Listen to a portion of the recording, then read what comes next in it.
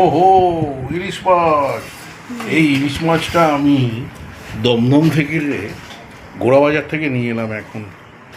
এখন ভেজে খাওয়া হচ্ছে।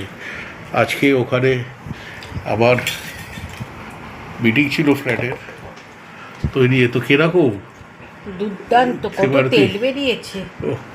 ওই জন্যে এইটাই ওই 700 গ্রাম 1200 টাকা কিলো নিল, বুঝলে। আর অনেক বেলায় গেছি, আরও বড় বড় মাছা ইয়ে পড়ে গেছে সব। হ্যাঁ, মানে ছোটগুলো পড়ে আছে, তাই তো? হ্যাঁ, তার টেস্ট আগে তেলটা দিয়ে খাও, ওটা দিয়ে খেও না দাও।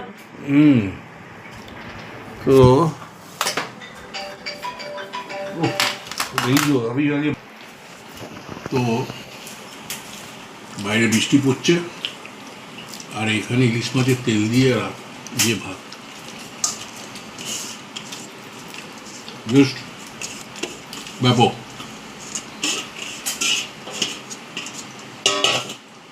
আর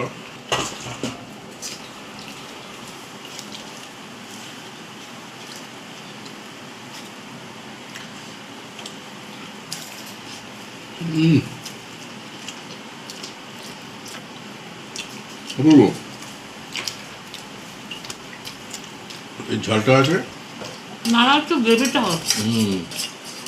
এই যে এরকম গ্রেভি একটু, এইটা এর জন্যে কালো সর্ষে অনেক কিনে রেখে দিয়েছে বর্ষায়, তাই তো?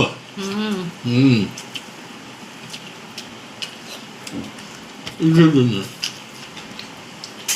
কিন্তু আমি দেখলাম ইলিশের সময় এখন ইলিশের প্রচুর দাম।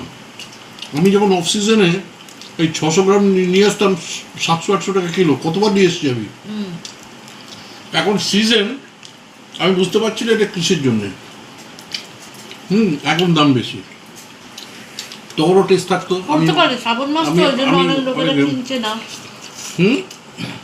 আরে না কিনলে তো আরো বাড়বে, আরো কমবে।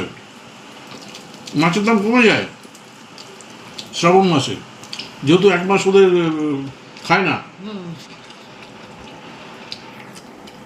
কিন্তু এখানে সেটাই আছে। তো বস, এখানে এন্ড করছি ভিডিওটা। আমি ইলিশের ঝোল দিয়ে খাই, ততক্ষণে তোমাদের আর একটা পরে নতুন ব্লগে দেখা হবে। ততক্ষণে জন্য tata, bye bye. Bye bye.